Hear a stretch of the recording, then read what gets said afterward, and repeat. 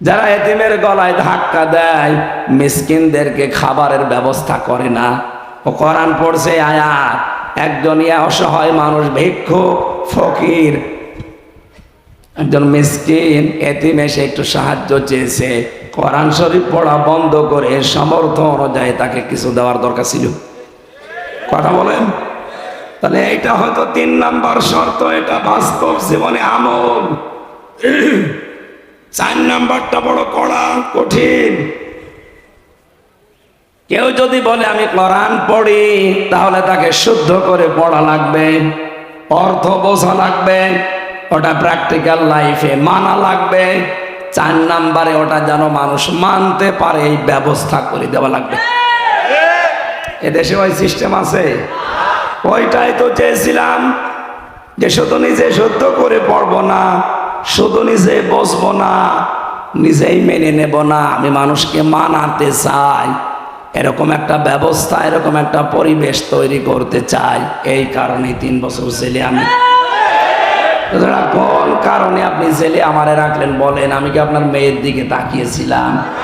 বলেন। হ্যাঁ, গল্প বন্ধ করেন না কেন? কোরআন পড়ার যে 4টা শর্ত বললাম, আমি সহ যারাই আছি, আল্লাহ আমাদেরকে আমাদের প্র্যাকটিক্যাল লাইফে এই 4টা শর্ত মেনে কোরআন হক আদায় করে পড়ার তৌফিক দিন। আমিন। দ্বিতীয় শর্ত কি? ফাস্তাযহারহু, যে ব্যক্তি কোরআনকে ইজহার করে। ইজহার মানে এজহারের 99টা অর্থ আছে। এজহার মানে স্পষ্ট করা, এজহার মানে দাঁড় করানো, এজহার মানে বিজয়ী করা, এজহার মানে কায়েম করা, এজহার মানে প্রকাশ করা, এজহার মানে জানানো। তার মানে কোরআন যে পড়ে শব্দ আদায় করে, হক আদায় করে, আর কোরআনকে দাঁড় করানোর জন্য, বিজয়ী করার জন্য যারা দুনিয়ায় চেষ্টা চালাবে, এরকম মানুষ তো এখন দেশে বেশি নেই। আর এই কথা বললে অনেকে রাজনীতি মনে করে মন খারাপ করে।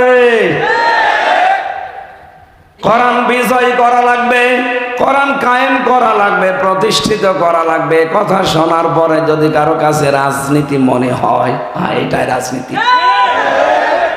যদি কারো মন খারাপ হয়, কসম করে বলছি ওর পেছনের আমল আল্লাহ সব নষ্ট করে দিয়েছে। এটা তো আমি বানিয়ে বললাম।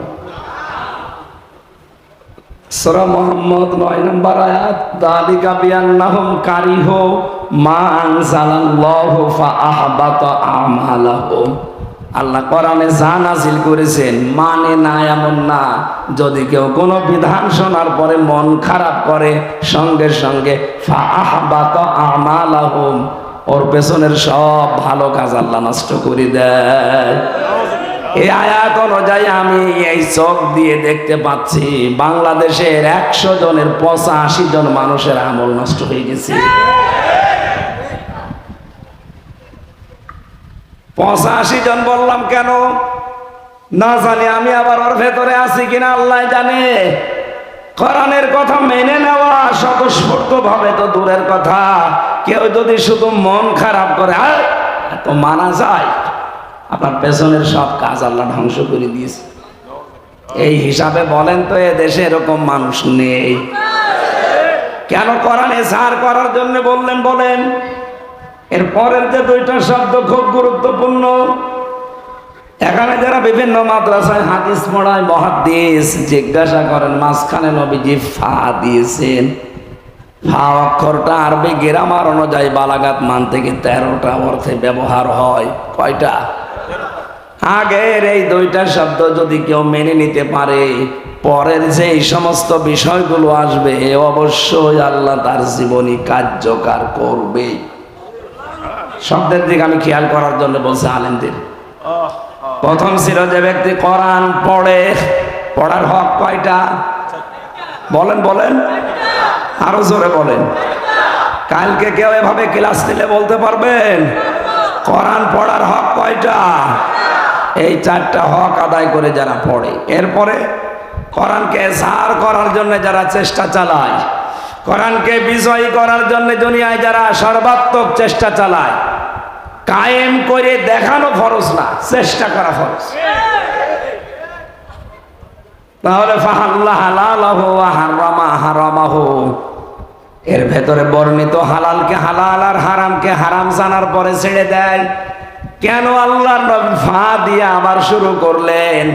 কারণ কোরআন যদি বিজয়ী থাকে ওই সমাজে হালালকে হালাল জেনে মেনে নেওয়া সহজ হয়। কোরআন যদি বিজয়ী থাকে হারামকে হারাম জানার পরে ছেড়ে দেওয়া সহজ হয়।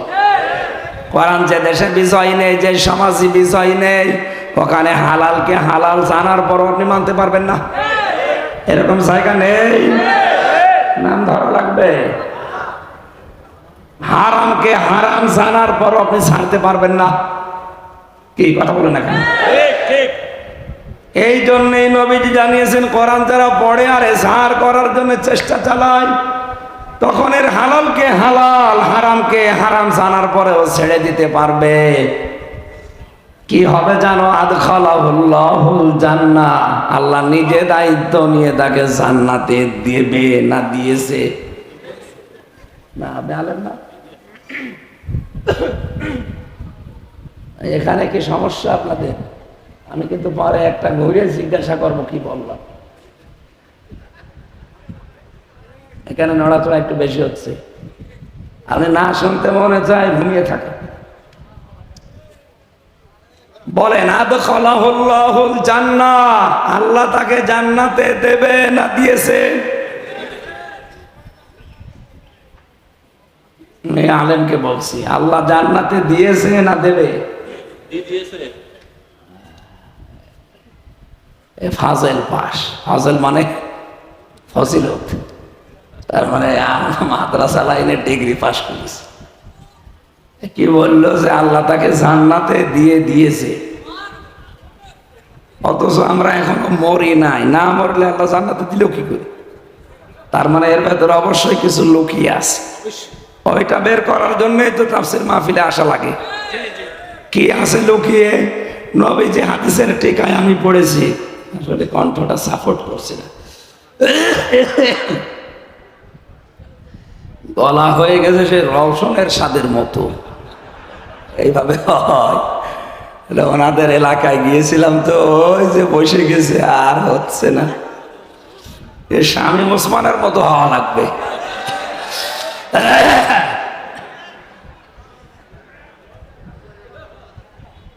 কি বলছিলাম বলেন তো?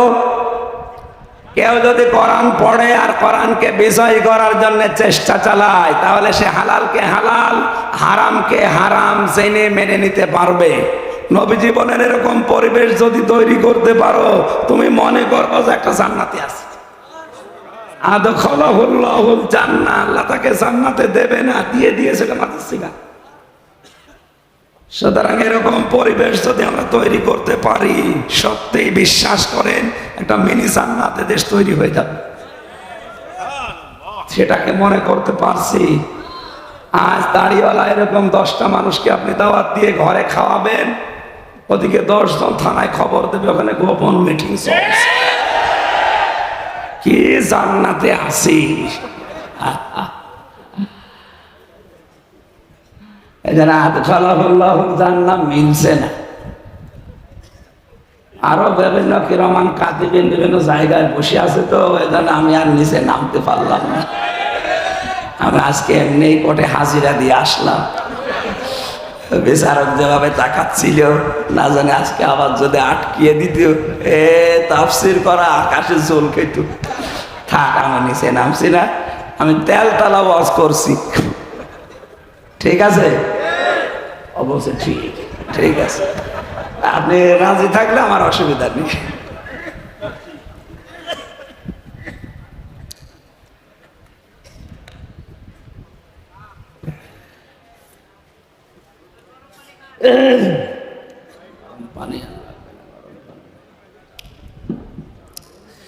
সুবহানাল্লাহ, আলহামদুলিল্লাহ। এটা একটু সবাই আইলান্স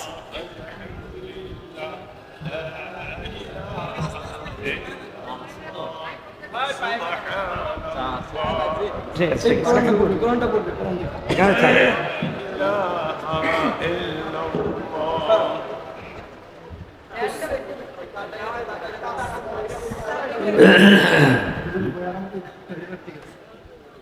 ঠিক আছে।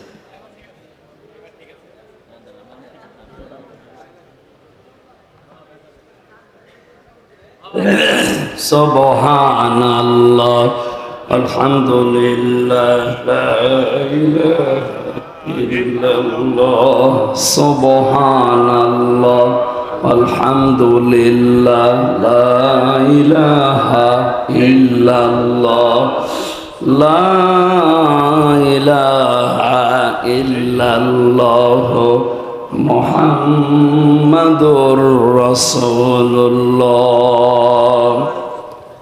সম্মানিত ভাইরা, হাদিসের ব্যাখ্যা ওয়াশাফাআহু ফি আশারাতিন মিন আহলি বাইতিহি কুল্লুহুম ক্বাদ ওয়াজাবাত লাহুন নার, শেষ পর্যন্ত আমার দরকার নেই। আমি যতটুকু বোঝানোর চেষ্টায় ছিলাম, আমি আশা করি এ পর্যন্ত বুঝে ফেলেছি।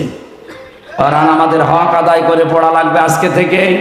যদি এ বয়সেও না পারেন, মরণের আগ পর্যন্ত টার্গেট নেই। আজরাইল না আসার পর্যন্ত আমি তালবে ইলম থাকবো। কারণ তালবে ইলম অবস্থায় যদি আলিফ বা তাসা পড়তে পড়তেও মারা যান, আপনার কবরে আর কোনো হিসাব নেই, বিনা হিসাবে জান্নাত পেয়ে যাবে। এই সুযোগটা কাজে লাগানো যাবে না? যে জরিপ পাওয়া যায় 100 জনের 95 জন আমরা পড়তে পারি না, এই জরিপ আমরা আগামী বছর উল্টিয়ে ফেলবো ইনশাআল্লাহ। ওরা উল্টিয়ে 100 জনের 100 জনই আমরা জেনে জেনে কোরআন পড়তে পারি। তা আনাকুম জানাকুম না, হক আদায় করে এই 4টা শর্ত মেনে বলেন। তাহলে যে যতটুকু পড়বে শুদ্ধ করে বুঝবে, নিজে আমল করবে আর মানুষের কাছে পৌঁছাবে, এই দেশে কোরআনে কারিম প্রচারে আর কেউ বাধা দেওয়ার সাহস করবে না। কারণ আমরা 96 ভাগ, বাধা দেবে কে? 2 নম্বরে, যে যেখানে আসি ওই জায়গা থেকে কোরআন যেন প্রকাশ হয়, প্রচার হয়, এজাহার হয়, দাঁড় হয়, কায়েম হয়, বিজয় হয়। চেষ্টা চালিয়ে যাব, বাকি ফল আল্লাহর হাতে। কারণ এই কোরআনের মালিক আমি না, এই জমিনের মালিকও আমি না। এই কোরআনের মালিকও আল্লাহ, জমিনের মালিকও আল্লাহ। আমরা শুধু কামলা, শ্রম দিয়ে যাব, শেষে বেতন পাবো। আল্লাহ এই বেতনটা যেন আমাদের জান্নাত, এটা দান করেন। তাহলে মিনি জান্নাতে দুনিয়া থেকে আমরা দেখে যেতে পারবো ইনশাআল্লাহ। দরুদ আর সালাম পাঠ করে কোরআনে কারিমের একটা আয়াত পড়েছি মাত্র, সূরা মাআরিজ থেকে 11 নম্বর আয়াত। আমার আলোচনার বিষয় আজকে মুক্তিপণ। কি বললাম? এত কঠিন বিষয় এটা। দুনিয়ার হিসাবে তো আছেই, মরণের পরে আল্লাহ একটা বিষয় সাজিয়েছে।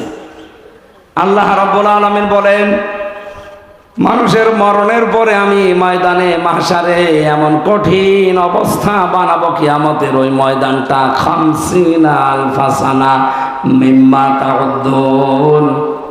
দুনিয়ায় 1-2 করে যেভাবে গণনা করো, মরণের পরে এক একটা দিন শুরু হবে কিয়ামতে 50,000 বছরের মতো লম্বা। এ বিশাল জীবন, এক একটা দিন।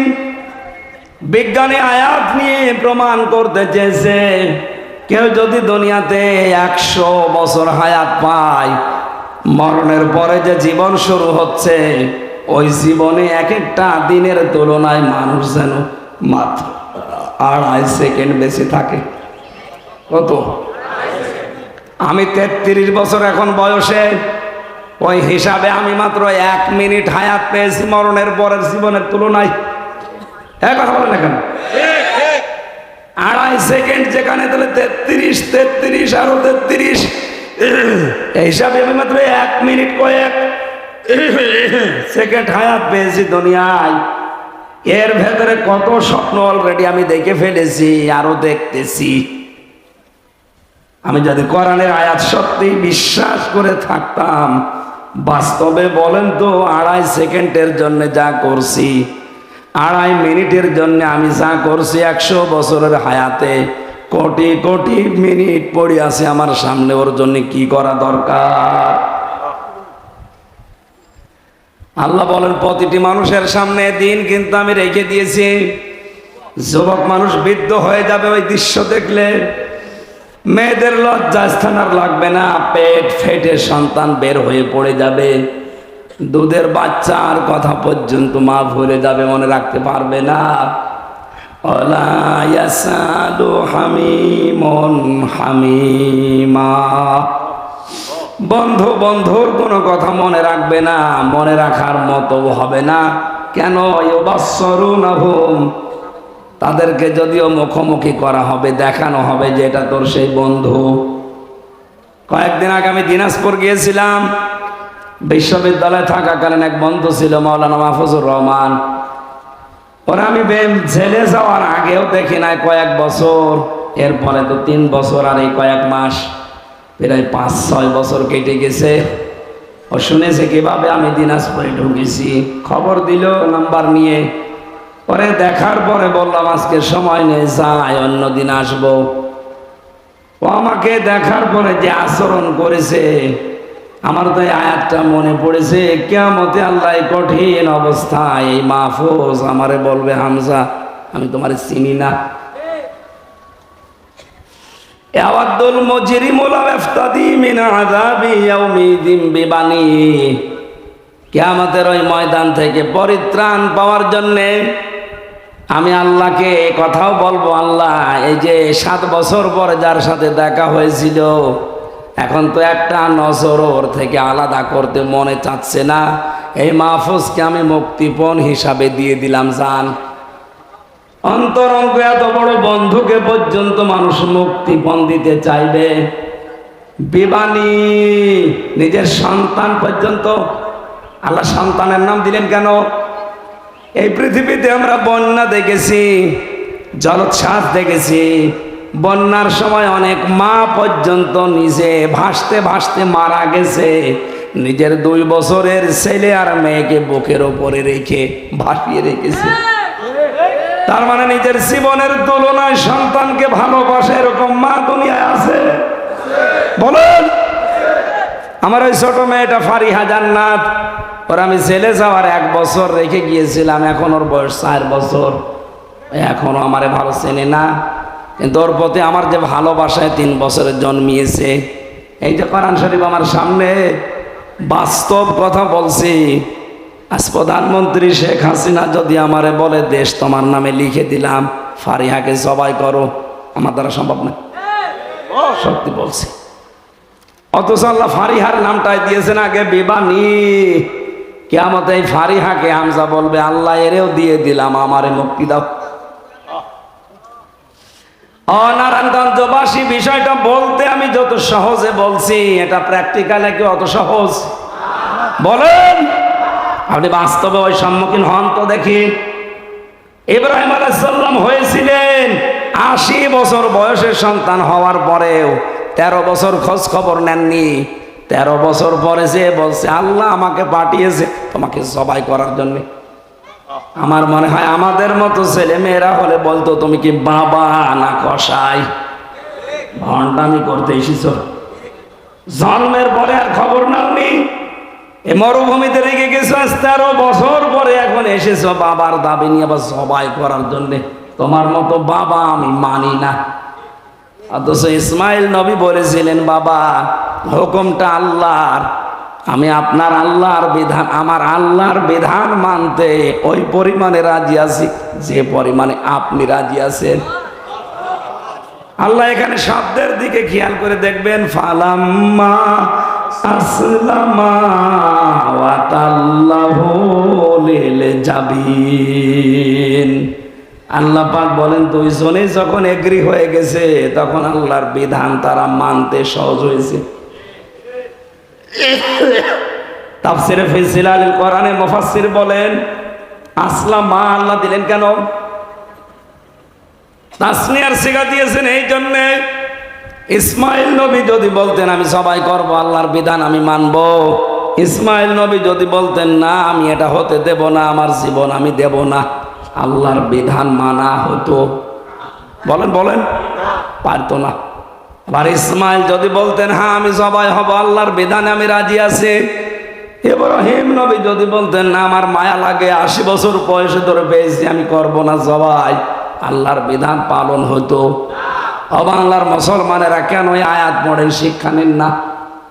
শুধু এই টুপিওয়ালা গুলো হেফাজত জামাত চরমোনাই কি করবে দেশে? আর এদেরই দায় পড়েছে নাকি ইসলামে দেশে কায়েম করার। আপনি মুসলমান না? হ্যাঁ, কথা বলে না কেন? আপনার আগা কাটা নেই না? অনেকের কাটা নেই, এই যে এটার কাটা নেই। এই ওঠো, হ্যাঁ কাটা নেই। এরকম কয়েকটা আছে, তাছাড়া বাকিদের সবই কাটা আছে। অন্তত আপনি টুপি তো মাথায় দিয়ে আছেন এখন।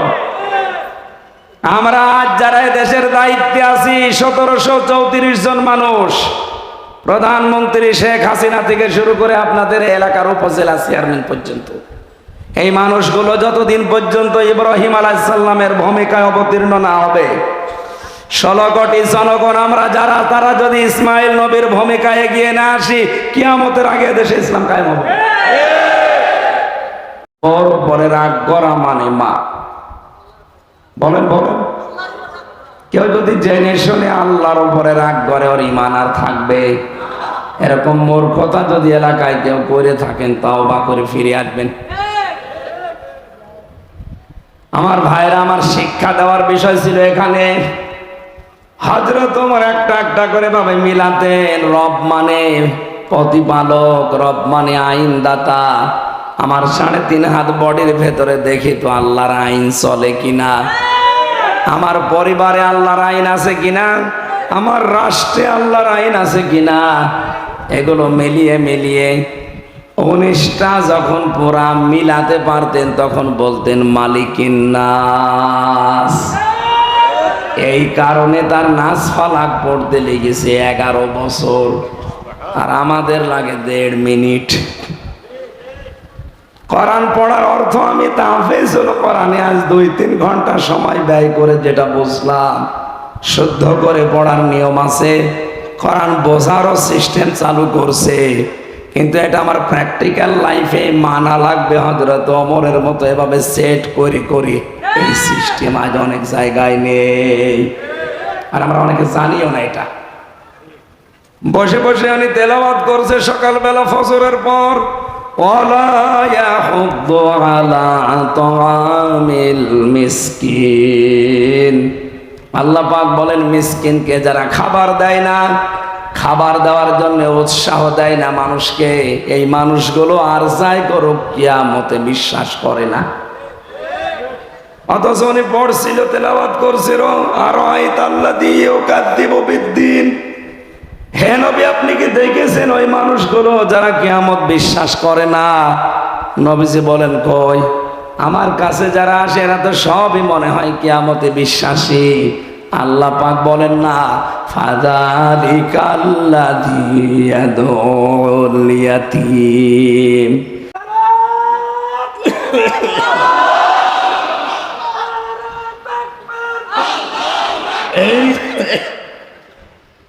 যতটুকু বোঝার যদি বুঝে থাকেন, আমার মনে হয় ওয়াজ হয়ে গেছে। আমরা আহ্বান জানাবো, যারা দায়িত্বে আছেন আপনারা ইব্রাহিম নবীর ভূমিকায় আসেন। নারায়ণগঞ্জের বন্দরে যে 50টা পরীক্ষার কথা বলেছিলাম জাতির পিতা ইব্রাহিম আলাইহিস সালামের, আপনার যারা দায়িত্বে আছেন আমাদের পিতার মতো অভিভাবক, সুতরাং আমরা চাই আমাদের জাতির পিতা ইব্রাহিম নবীর মতো এগিয়ে আসবেন আল্লাহর বিধান পালন করার জন্য। আমরা 16 থেকে 18 কোটি জনগণ ইসমাইলের ভূমিকায় জীবন দিতে আমরা রাজি আছি আল্লাহর বিধানের জন্য। দেখবেন জাতের পরে নিয়ে যাবেন। আমিন, আল্লাহুম্মা আমিন। রব্বানা যালামনা আনফুসানা ওয়া ইল্লাম তাগফির লানা ওয়া তারহামনা লানাকুনান্না মিনাল খাসিরিন। রব্বুল আলামিন, আমার কণ্ঠ আর শরীরের দিকে তাকিয়ে আমি শেষ করে দিলাম।